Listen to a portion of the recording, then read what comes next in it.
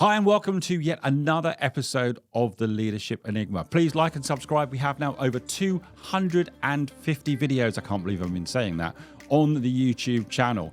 And we're continuing to chat to incredible people now in relation to all things leadership and leaders. So you don't want to miss this particular episode because we're talking to a wonderful CEO of an iconic business. But when you become the CEO of an iconic business, a business that's been featured in Hollywood films, a business that's been featured in global magazines, is that legacy a benefit or a burden?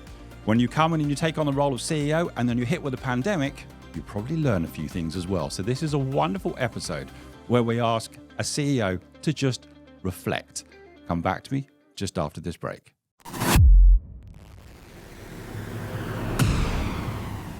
Hi, I'm Adam Pacifico and welcome to the Leadership Enigma, a world-ranked, award-winning podcast that's insatiably curious as regards what leaders do, how they do it, and importantly, why. We'll delve into the human doing, but even deeper into the human being and the power of human-centered leadership to drive sustainable change. So whether you're an entrepreneur, business owner, corporate executive, each week we speak to global experts, academics, rising stars, ambitious upstarts and disruptors, as together we will discover that success leaves clues.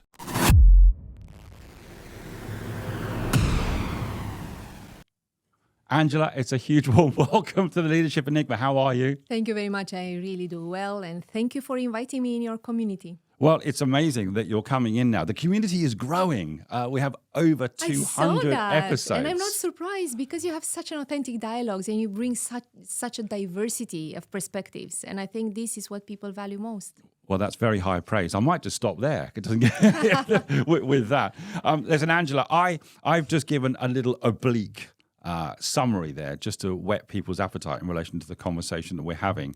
But I was actually talking about Avon because you were the CEO for a number of years of Avon. That's correct, isn't it? Yes. When did you take on that role? In 2020, in January, just before the pandemic. I know.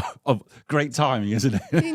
Indeed. But you'd actually worked for Avon for a number of years prior to that, correct? For 25 beautiful years, yes. Where did you first start your role at Avon? I started in Romania initially. Yes. It was just freshly out of communism, I would say. And Avon came to open the market like all other big global companies.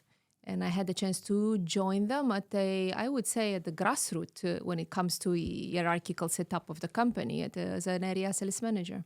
So when you first started, how big was the business then, when that 25, 26 years ago? Globally, you mean it? It was still worth billions of dollars. I mean, it was a company who at that time already had more than a century of history and impact around the globe. Yeah. I want to go, I say this a lot. I always like to go backwards before we go forwards because I want to talk to you about your reflections as the global CEO for Avon. Let's go back. How did you end up at Avon? What were your passions as you were growing up and what did you study? Did you know you would end up at a business like that? Or tell me a little bit about kind of your earlier years. I mean, now that you bring me back to that, I mean, imagine I grew up in a communist country. For us,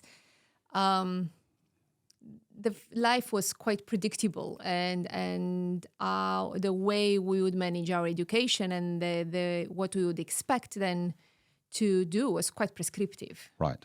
So on one hand side, you had that security, let's call it this way, and as well the principle of equality. I mean, I think this was the only good thing in a communism, that it didn't matter where you come from, what you did, your background, are you a man or a woman. There was a relative equality when it came to the rights and privileges.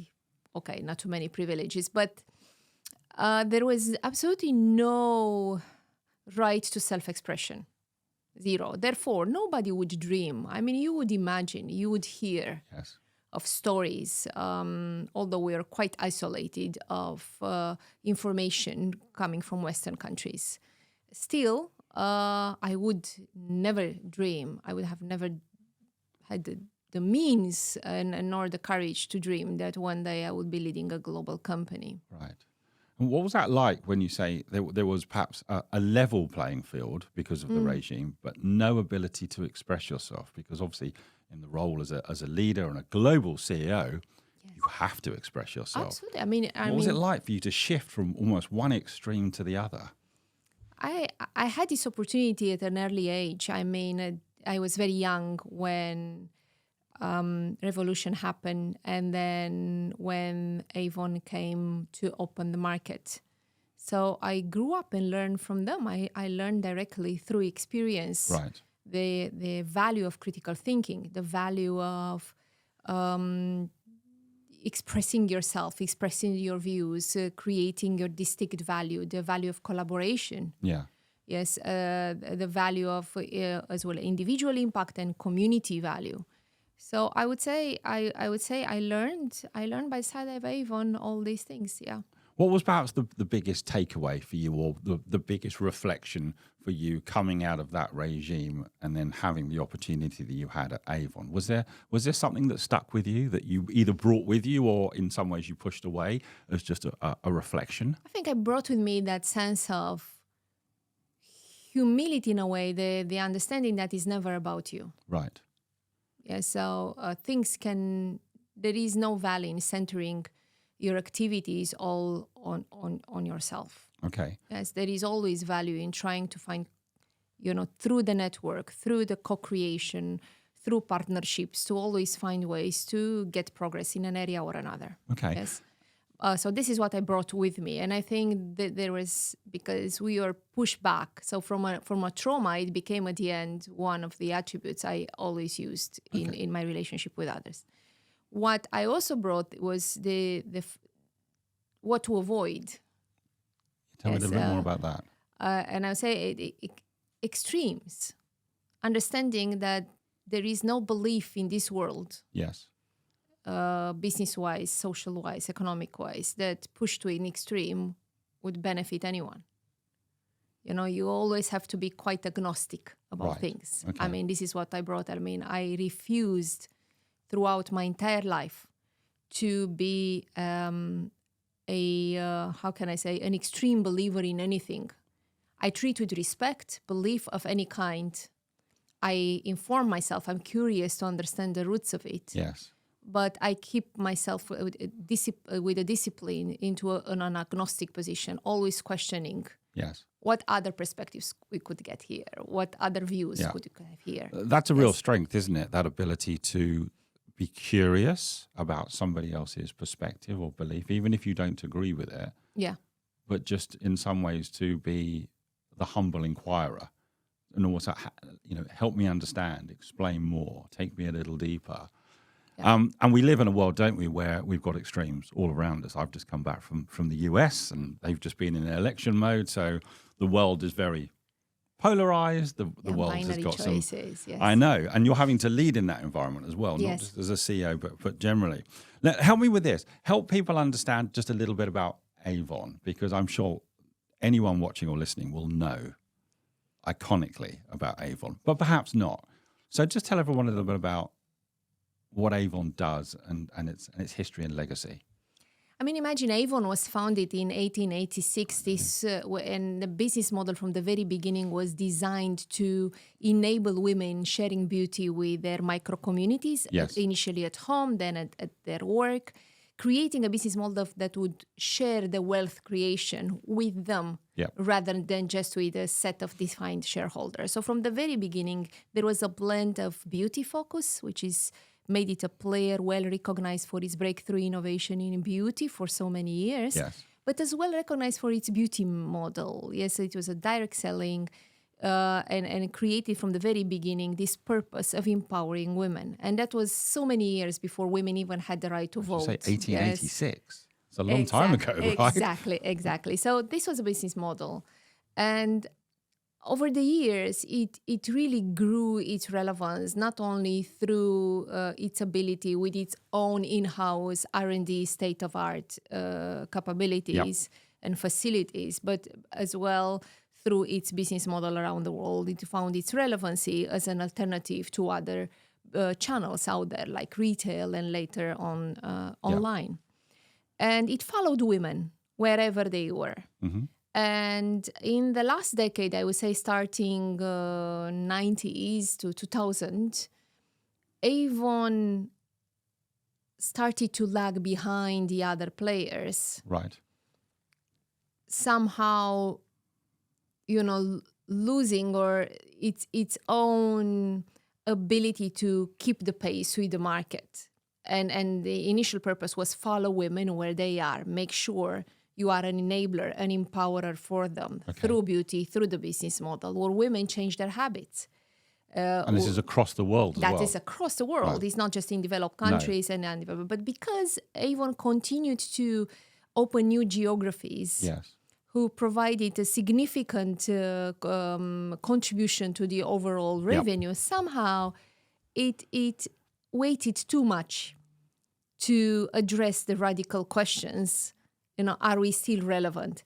Is the love that we read in all our focus groups and quantitative researches around the world, is it a love of relevance? Is it the brand relevant for me? Or is the love of nostalgia, the way I love my grandma? So this is when you talked about legacy can sometimes be a burden. Exactly. Right, okay. Exactly, where everyone would smile whenever we would say, look, I'm from Avon, especially here in UK, people would automatically say, ding dong. Yeah. You are the ding dong Avon lady. Multiple generations will remember the Avon lady. Those iconic setup.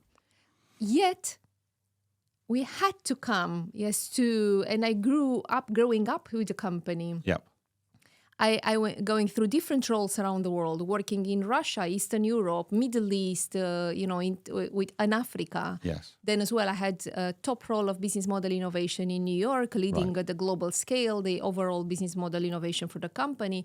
I knew this moment will come where we really have to, we'll get to that inflection point when we'll know there is no way we can continue doing more or less of the same. Yeah. Let's help with the scale. At one point, how many contractors did you have? People who were selling Avon representatives. Avon representatives, exactly that. I mean, they were, at one moment, I think the maximum we have achieved when we had our full global portfolio still part of Avon's ownership would be 6.5 million representatives. 6.5 across the world? Across the world. And then employees? Employees would be more than 20,000 at that point. At that point. And global revenues approximately? Would be, I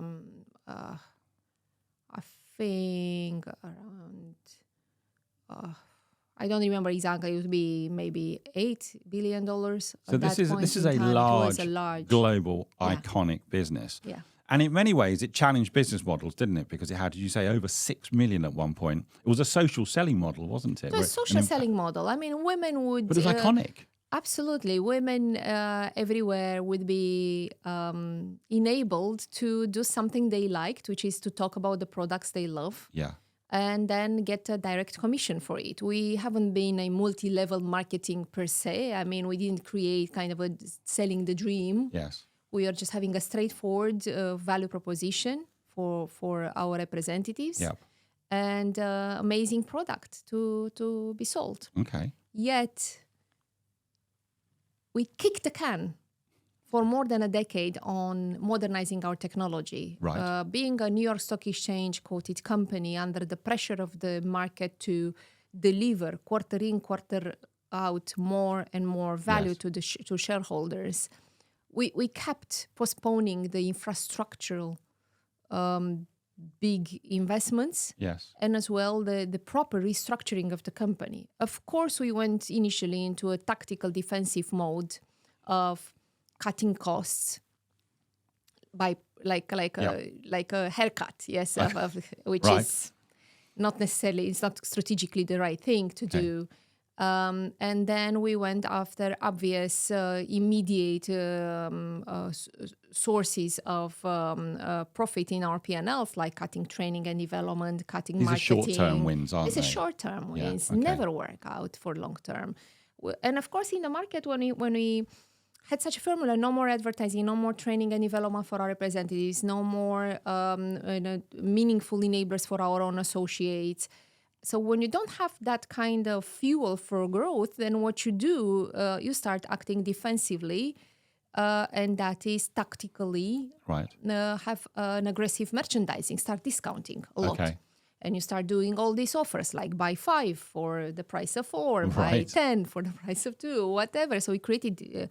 to a level that on one hand side was serving the purpose of still leveraging our high capacity manufacturing capacity around the world, but diluting severely our brand equity. Right. Then we swung, speaking about division and binary choices, the entire, and I remember because I was part of those school of thoughts and dilemmas for so many years, where key executives, as the executive team was changing, we changed 3 CEOs over the 12 years. Right. And the key strategic dilemma was, are we a brand or a channel? Right. And you would say, okay, that's a healthy question. Well, not really the right question, because we swung, speaking about extremes, Yep. from one side to another, to many years being just a channel, which means we brought in all kinds of products. We didn't care about the beauty equity any longer, to a level, and I always say this story, where we saw ourselves with a brochure launched in US with a screwdriver on its cover. Right. This is ridiculous, right, for a beauty company? Okay. I mean, albeit it was a Father's Day, but still. Right. I mean, this was not That recognizable wasn't any the longer core, a beauty was brand. it? No. Okay. This was not a beauty brand. It was a brochure already selling everything. So it's a platform, as you say. It was almost a place. It was just a channel. Then we had another executive team which came in and said, hey, you lost your beauty equity. This is not good, because people don't know what to understand from what you're selling any longer. You are just selling everything platform. So let's swing back to be just a beauty. But we pushed it so far under this ambition to become kind of a Chanel. And we lost the attribute of being a democratic brand. Okay. We increased prices a lot, curated but focused on our portfolio only on a certain luxury product. So we stranded the customers who have been loyal to us for decades. Okay. And we lost the power of the channel, because all of a sudden, all our marketeers became very defensive against direct selling and saying, look, our millions of ladies around the world, they are not brand equity builders. I even heard that, which is preposterous. Right. Yes. To think that the very women who built up this brand for more than a century, all of a sudden they were offending the brand. Right. Yes. So we went through these swings. And of course, because there was no consistency, we would push things too far, left or right. We lost our way. And here we are towards the end of around 2019, when Avon was already going through a very, very difficult time. Yes. Almost to the edge of its own demise. Yes, Wow. almost to the edge of Which is its every existence. leader's biggest nightmare, that irrelevancy has kicked in or lost. Irrelevancy, financial problems. Yep. And then we had a White Knight coming to the rescue. It was Natura. Natura is a very respected brand in Latin America. They have already shown a successful, acquisition of Aesop. Yes. And the Body Shop. Yep. So they had the ambition that with Avon, they would be now having a global reach. I think that was a strong attribute of Avon for them. Millions of people there. Millions of people still. Yes. I mean, I'm even amazed how they stood by our side, all these millions of people, despite of our inconsistency and our wobbles over this time. And so they acquired Avon. And at that time, they were looking. I was happy to see that. At that time, I was already 20 years in the company, having led many clusters around the world. And they did their due diligence. They went from in all key top markets, from Philippines to Brazil, from UK to South Africa. Yep. And they kept asking people like questions like, where do you see your business currently? What were the maybe the most encouraging projects you've been part of? Okay. And so they were on a listening so they're exercise. on listening mode, yes, Okay. part of this due diligence and their own introduction to the business. And there were 3 applicants to become the CEO. It was clear that the current CEO wouldn't continue. And Why did you apply? I haven't applied. You hadn't, so you weren't part of the three here. That's the beauty. I That's love a a good nice story. story. I love a good story. That's a nice story. I was actually with many of my trusted kind of colleagues with whom we've shared the hardship of so Yes. many years. We are we created a bet house of who of the three will get the role. Okay. With lots of pros So and you were cons. an You can imagine it was outsider exciting. I was watching an the race. outsider. We Okay. are on a side of this big game, and then of course we are doing our own scenarios, and it was fun to be on the side looking Right. who is going to be the CEO. And the reason I haven't applied is that I thought, okay, I'm 20 years in the company. It's time for me to also do something else. I love Avon. I have always loved Avon, Yes. to bits. But I thought, okay, this is the moment. I will help the new CEO because Right. in a way, I knew they will be coming asking for my support because I've been to so many clusters. I had this understanding of the local cultural nuances, the transformation we've been through, what went well, what didn't go well. And I was quite assertive, and people appreciated that, yes, to hear things not the way they were, the way I thought they were. Straight talking. That's it. Okay. So they're going through assessments for 3 months, and this was at the end of 2019. So we're waiting anxiously to see who of them will take the role. And then I'm getting a call to go to Sao Paulo, where the headquarters of Natura is, and meet the founders who are the board members as well of Natura. And Did you know why at this point? Or? At this point, I assumed no. I assumed they want to ask me personally to support their new selected CEO because I knew they went through such a serious assessment, with all these external companies being involved to assess them and to go through all the series of interviews. So I'm going, okay, I said they've selected. I knew the week after that they are supposed to announce a CEO because it was already the time. And they want to ask me to support. I said, of course, I'm going there. So I went there, and after the entire day where they showed me their R&D center, their headquarters, we talked a lot about Natura, which I found really exciting. I said, okay, they want to win me over. They know I'm an informal kind of connector with so many veterans at Avon. So they want me to properly promote Natura. I was already sold. I mean, I loved Natura. And then at the end of the day, when I was already very tired, they told me, look, we've been everywhere around the world, and we constantly heard your name. The thing is, with internal candidates, there is no way to hide. So we know a lot of your failures, success, the way you connect to people. Yeah. It's not like you come with a story from other companies. It's an open book. And when we are so we know. And we think that for the transformation that Avon needs to go, people need to trust their leader because this has to be a radical transformation. So we want you to be the CEO. So do you think they knew this when they asked you to come over to Sao Paulo? Yeah. Okay. Yes. So it was an agenda. It was an agenda. I mean, but you had no idea. No, I had no idea. I love this story. They wanted to be in person. They wanted to be there when we talk about that. Okay. So, and then from there, it's history. Initially, I have to be honest, I said no. Right. Why?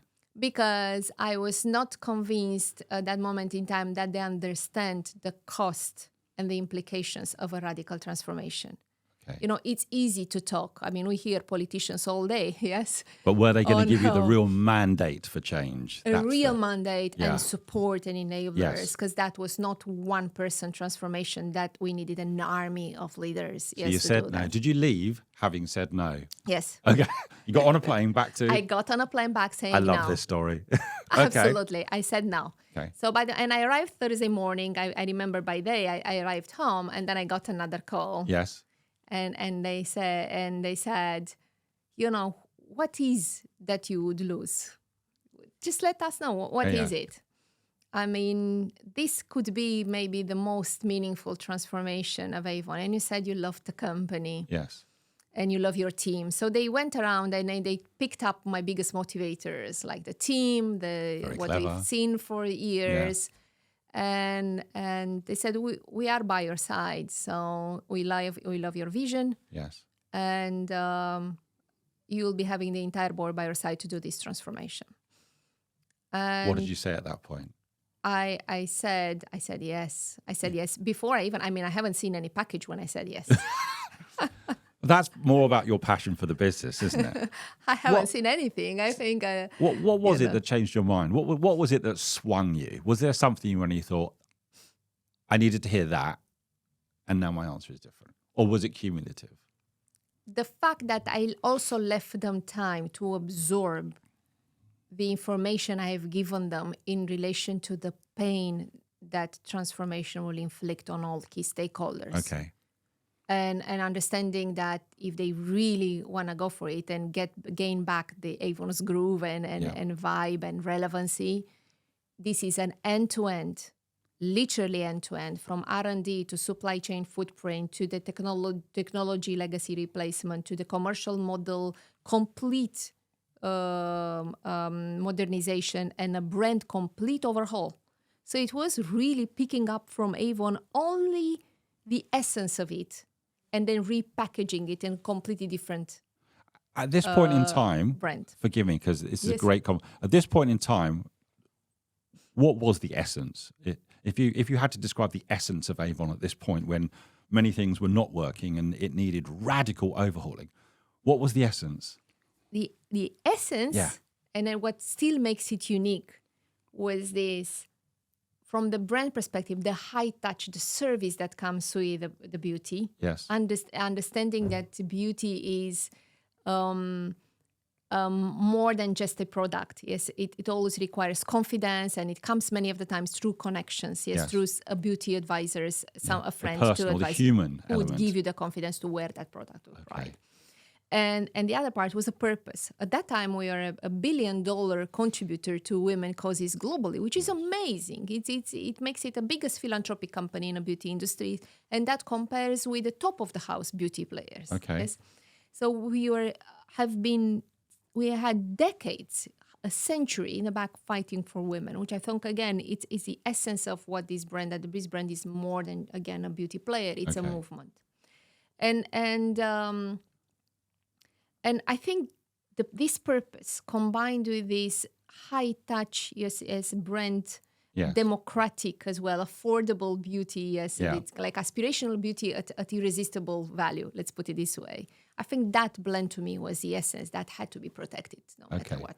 So they listened to you in relation to what was the DNA of the business, what was the heart of the business. Yes. And you felt that they not only had listened, but they were going to give you a mandate to do what needed to be done. When I said yes, this is what I assumed. That's why I was so excited at the end to take on the leadership.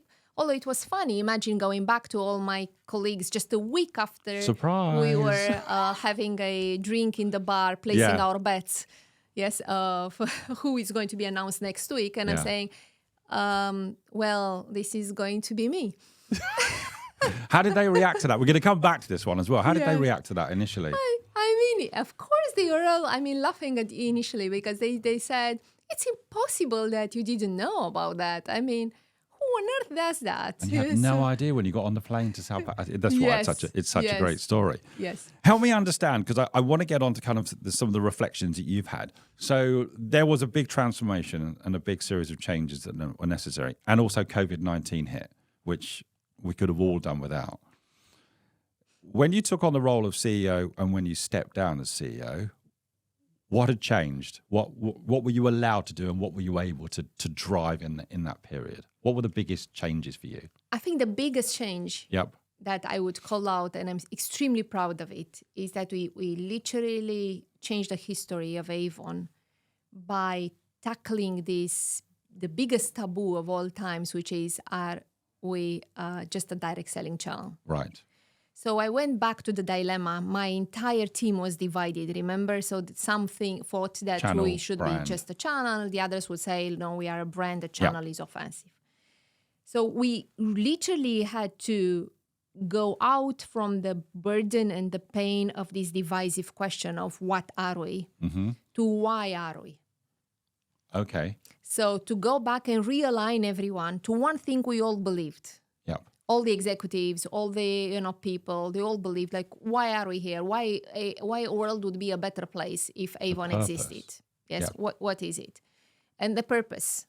So then we understood that even the camp who said, hey, we are a channel, not a brand, they were doing that for the love for their 5 million women whose lives, depend on our enabling. Actually. Yes, so it was out of love and respect for them. They didn't want to disable this earning opportunity for them. The other ones who really talked, no, we are a beauty company. Also, it was for the love of our amazing innovation and beauty portfolio that was built for so many years. Yeah. So the why was actually one. And that enabled us. That was the very first thing. And I think it helped me, the fact that I was one of them. Right. To reinstill this kind of, let's zoom out first. Let's see the why. Yes. And then we are going to tackle together this division, these binary choices. And it ended up to be end-end. We are both a brand and a channel, and not just a channel, but an omni-channel. Because our founder didn't design just the direct selling. He designed a model that would benefit women. And that can happen in an omni-channel world if you design it correctly. And we're now in an omni-channel world. So let's find out how. Okay. So I think right now Avon, as of this quarter, it's in 2,000 stores, and the journey has just begun. Wow. With a meaningful partnership with Watsons, Rossmann's, Superdrug here in UK, with representatives as well, those who are retail savvy and really want to create an extraordinary earning opportunity with a retail franchise option around the world. Right. And with a new generation of representatives, digital natives who created their own TikTok, Facebook shops. Right. Yes, and of course, protecting, cherishing those representatives who still love the face-to-face, traditional, let's have a coffee chat and open the brochure and let's talk about beauty and life together. Avon was quite new to social media, wasn't it? Very much so, very much so. We had to revolutionize. This is where the mandate actually turned to be one of the most difficult mandates, because obviously post-acquisition, we didn't have a massive capital for us to do this transformation. Yes. So going back to the board, I had to admit that yes, I have a great plan, but I have to self-finance those plan. Right. And we're talking about $200 million. Okay. This was not small amount of money. Yes, nobody gives you $200 million. So my first lesson of a CEO was, do not ask for money. Actually offer money. So start with the value creation and then understand what the investment will bring you there. What's and the how investment required for the return? Okay. So this is where it started, managing paradoxes. We had to enable this high-touch omni-channel, where channels would not cannibalize one another, the biggest fear, but multiply one another, which actually has happened. Right. We had to completely rewire the way we worked together. So from an 11 layers, multi-hierarchical organization, slow, rigid, frustrated, tired, cynical even. Yes, cynical even, you know how it is. Yes. We didn't have one middle management layer. We had multiple middle management layers. Right. Everyone is empowered. For every decision, they needed 11 levels of approval of all kinds in Which matrix. makes you slow. Very slow, not in sync with your market. Vulnerable to disruptors. And at the end, cynical. If you knew it takes so much time to approve even buying a bottle of water. Yeah, you just don't bother. You wouldn't care. You don't bother having an idea. Yeah, that's it. So we had to dismantle, first of all, the hard wiring before I post new values or new culture credo on the wall. Yeah. That was futile. Yes, just to call out, oh, by the way, from today we have a new culture. Let me post it on the walls everywhere. And that's it. Gotcha. So we had to change the hard wiring. We reduced it to 4 levels everywhere. This time from an egocentric hierarchical setup to almost like a flat, focused, agile network of professionals. We would work in tribes. Yes. We will not have one headquarters location. Very diverse teams. Okay. Yes, everywhere. We called my own team was not executive team. We called ourselves enabling leadership team. I said there is no way a CEO can call himself and his team executive. That time, the era of industrial leadership, where you'd have a commander on the top expecting people to execute it's over. Yeah. So we are here to enable. And because we cannot do this tremendous task of without your people, thousands of transformations that were needed without everyone acting like a leader. Right. Everyone acting like a leader. Okay. And Am I right in thinking that you went through a very rapid digital transformation? 8 weeks. Pandemic the pandemic forced everyone to do. But is that right? An Very much, yes. 8-week digital transformation from a We had multi-billion-dollar additional hardship. global I think company. everyone would talk about pandemic as being their biggest hardship, but for us was even a little bit more adventurous, let's put it this way, because we had a massive in the summer of 2020. When everyone was just having their first kind of breath of, I think I know how to handle pandemic. We had a massive cyber attack that halted our operations for 5 weeks. Wow. I never dreamt in my entire career that I will become best friends with FBI and NCA. That's another episode, Angela, at some that point. Will be we'll another talk about chapter that. of the book, another one day. It was maybe the most scary, frightening, and different type of leadership Do you know required where it there. came from, that cyber attack? Yes, I cannot talk about that, but Fine. yes, Okay. I do know where that cyber attack came from. I had to discover new dimensions of leadership on how to protect, first of all, the data of our people, which I found it was a paramount objective. And then the shareholders, and then the rest of the organization. So I had to prioritize very quickly what is it that we want from this exercise in order to... Let me just ask you on a human level, how are you dealing with all of this layered on top of each other? So you're coming in as the internal candidate who wasn't a candidate for CEO. You're coming into a need for huge radical transformation. You're coming into a global pandemic. You're coming into a global cyber... Yes. On a human level, how do you deal with all of that as it ramps up and you're now the CEO? Look, now looking back, it's much more fun telling you that. I bet, right? I mean, now I can narrate the story. I can even find the logic of all the things I've done, both bad and good. But in the moment, how? But I think at those times, you can imagine, I would live them with full intensity. And at one moment, you realize that crisis, it's your daily dish in your leadership menu. Right. And somehow I realized how scary it was that I allocated in my calendar almost prescriptively some time off for that day crisis. Right, really. And At it some proved point, to be useful because I knew they keep coming. Like speak with the war that we where we were very vulnerable, completely exposed. Because we had a massive business both in Ukraine and in Russia. Right. And lots of other events that we've had around the world that were very severe, from the catastrophic, natural events to social unrest. But all together, I would say what helped me essentially was that sense of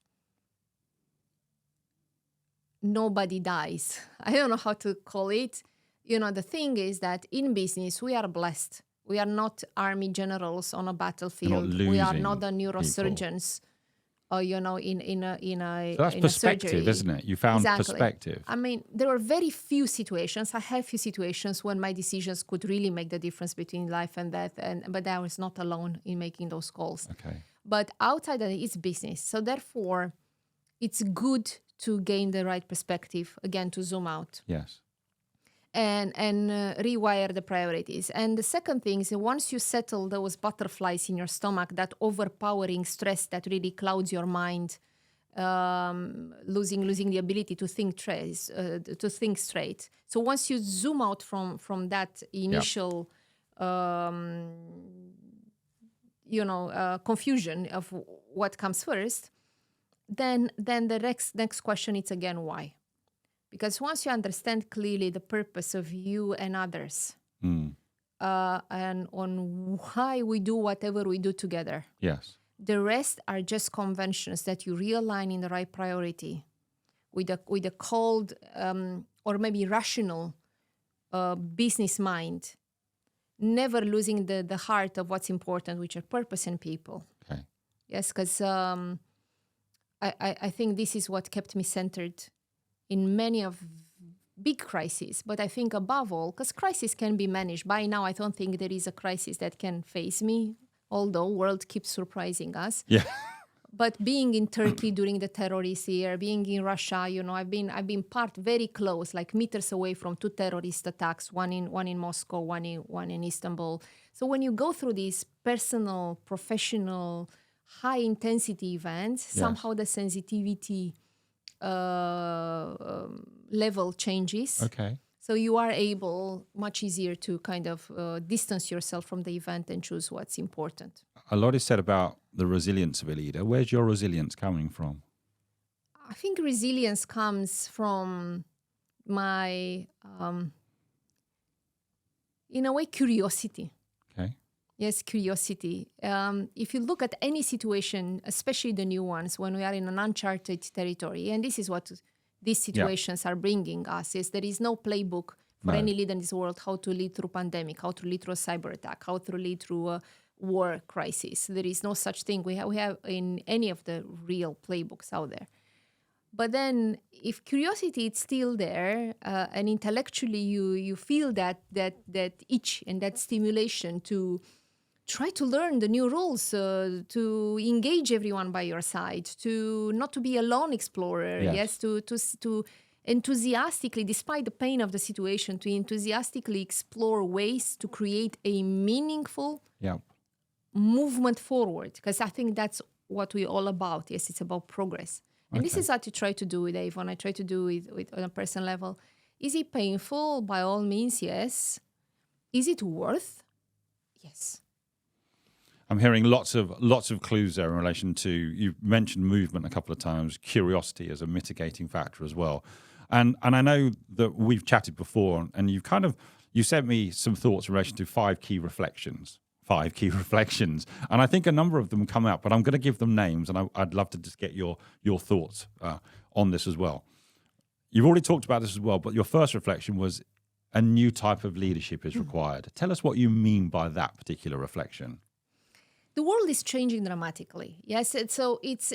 I know we are still through inertia trying to re-question, how to connect or how to learn our information or how to, as a humankind, do business together, collaborate. The reality is that if we only talk about consumers, and I'm not talking any specific industry here, it can be any product or service. They don't choose any longer like in the 80s, only by the series of marketing P's like product, place, promotion, you name it. Yes.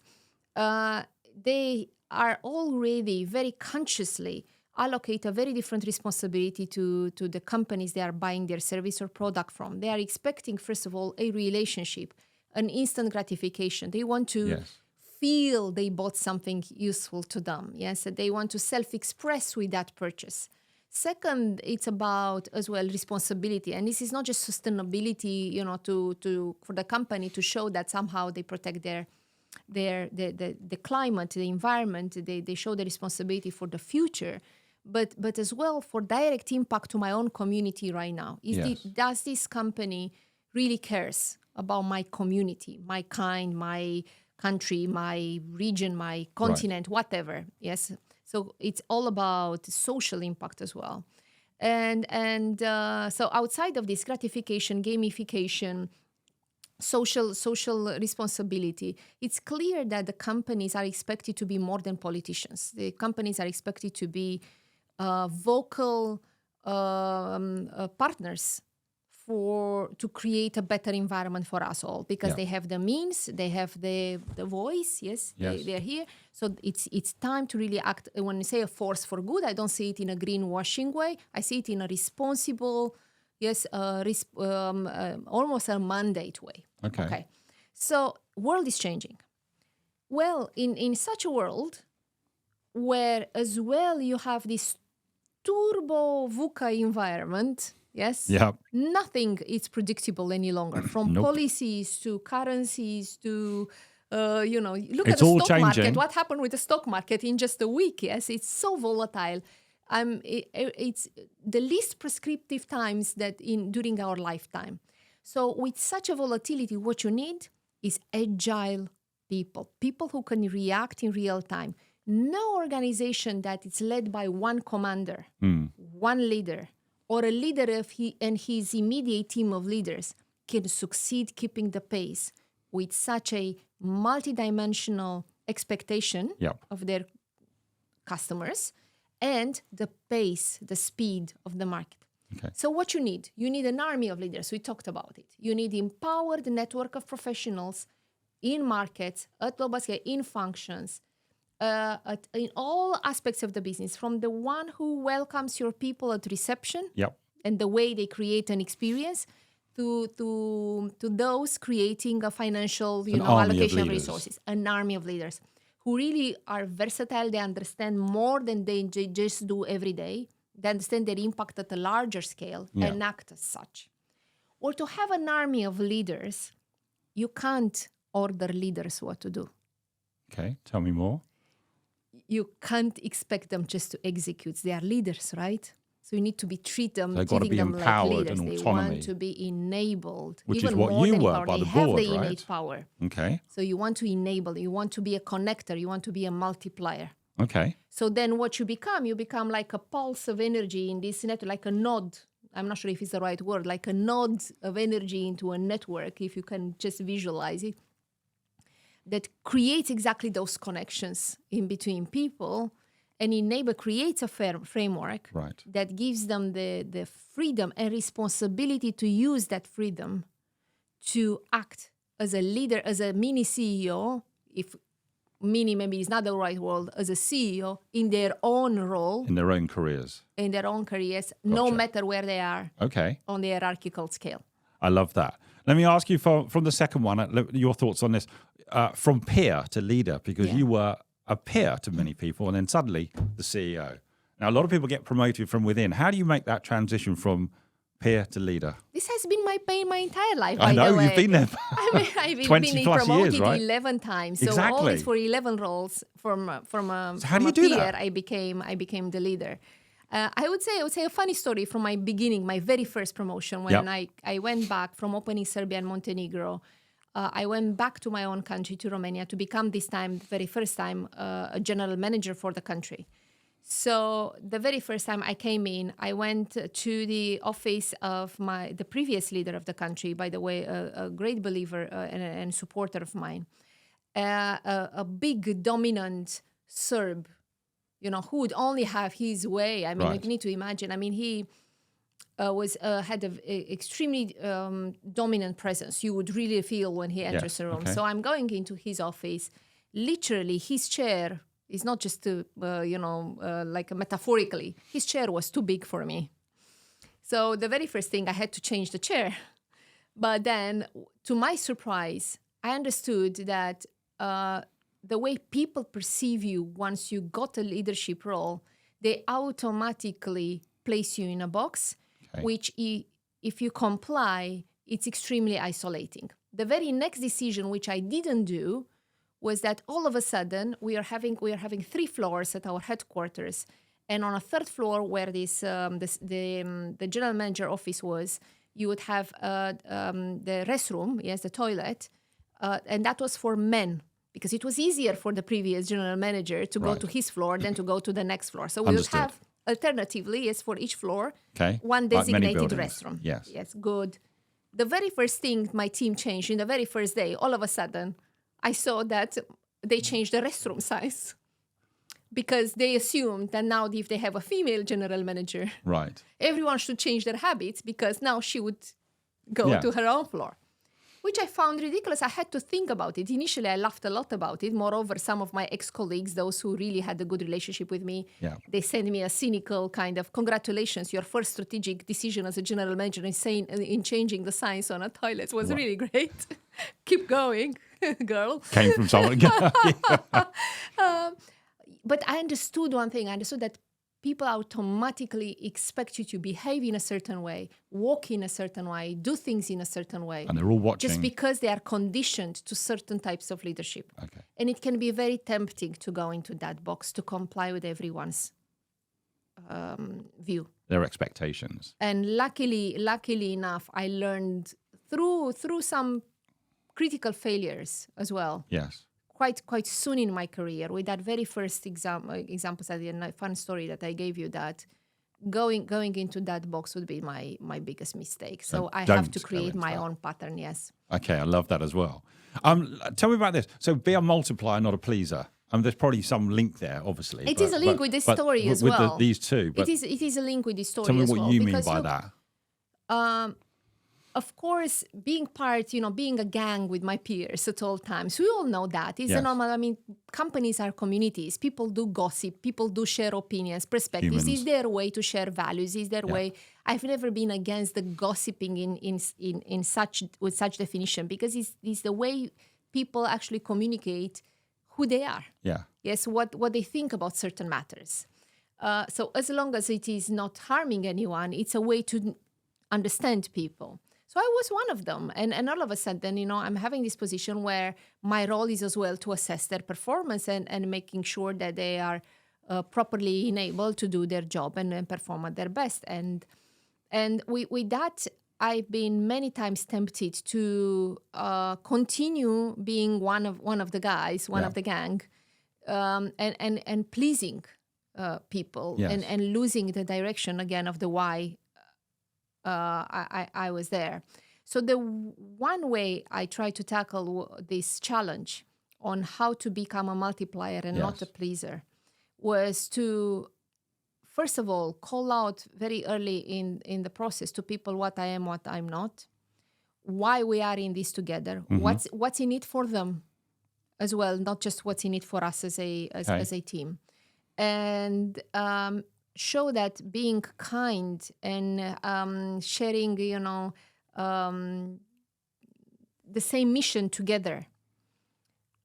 It's not like we are working one for another. So I created the freedom for my people and myself, and never working for another person. We worked under a certain purpose and under certain objectives. So being Together. friends one with another doesn't mean cutting each other a slack. Right. Being kind doesn't mean avoiding tough decisions. Okay. Because the why, the purpose, we all work against with different responsibilities. Yes, I had different responsibilities for every role. It's never to compromise the value of professional value we signed for. Okay. Yes. There's an accountability piece there as well, once we isn't made there? this clear, you don't work for me, and therefore I don't work for you. We are both working, which means we keep each other accountable. I have my own responsibilities. I'm a general manager. Yes, you report hierarchically to me, but in reality, we are partners. Yeah. We are traveling towards the same purpose, each with his own professional expertise. We need each other. Okay. Yes, our knowledge and experience and responsibilities are complementary. Towards that purpose. Exactly. So we don't have to create compromise. Yes. Okay. I think we're probably bleeding into the fourth one as well, because we talked about, we're talking about now unity amongst division. Yes. And we talked about channel, brand. How do you find that? So what is your kind of key message for unity amongst division? I mean, look in the world. Yes, it's like the short-termism of the stock markets versus the long-term sustainable strategies. Yep. Is it a man or a woman having a certain role? Is it a young or an experienced senior person? Is it for somebody from the East or somebody from the West? Yeah. Is it a Muslim or a Buddhist? Is it that or that? And in business, we are faced with binary choices because it's easier for us to differentiate it from contrasting colors every day. The devil is in choosing one side without being agnostic to the nuances in between the two. Right. And the value that we can maximize just by choosing the best from the both extremes. Right.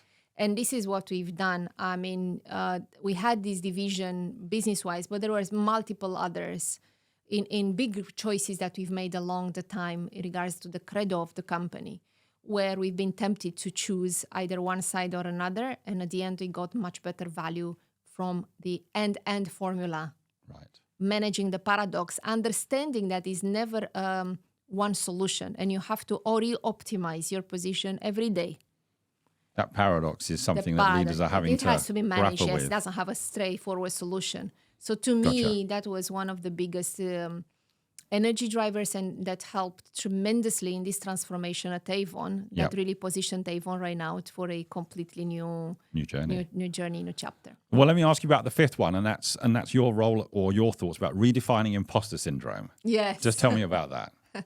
I'm asked, and that's interesting because I'm invited to many podcasts, webinars, conferences, in different panels for female audiences to talk about what it is to be a female leader. Correct. I haven't seen many conferences where men would be asked the same. And I talk a lot. I mean, one of the subjects that never misses on these agendas, it's an imposter syndrome, which I find very discouraging, to be honest. Maybe I don't understand well the definition of what imposter means. Imposter to me, it's a very negative word. Yes. While I'm seeing the self-doubt, if imposter syndrome, it's about the self-doubt, I'm seeing self-doubt as a creative force in the universe. A way of learning. A way of learning. I mean, of course, it can get its lows when self-doubt can not show you the light. But if properly used as a source of energy and not something I'm trying to hide and not press back and push back, I think it's a huge multiplier. For me, self-doubt was in the form of a question I asked myself many, many times.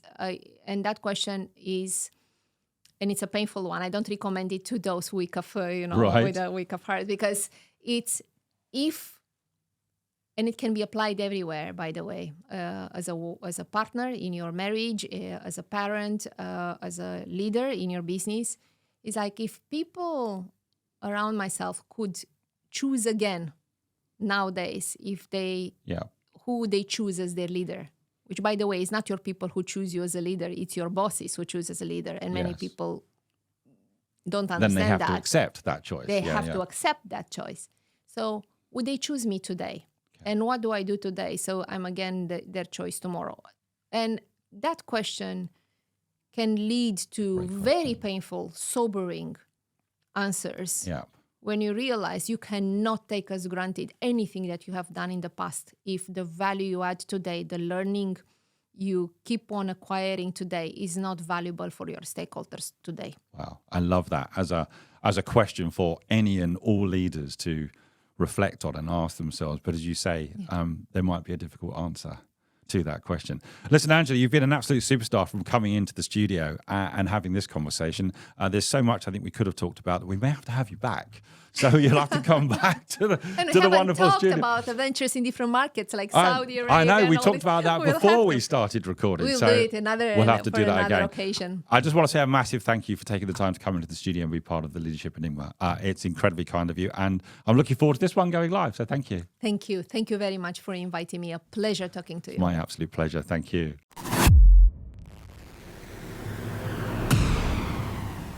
Join us again next week for more curiosity and insight with the Leadership Enigma. We'd love to hear your comments on today's show as well as suggestions for future topics and guests. Get in touch with me on LinkedIn or visit us at www.leadersenigma.com.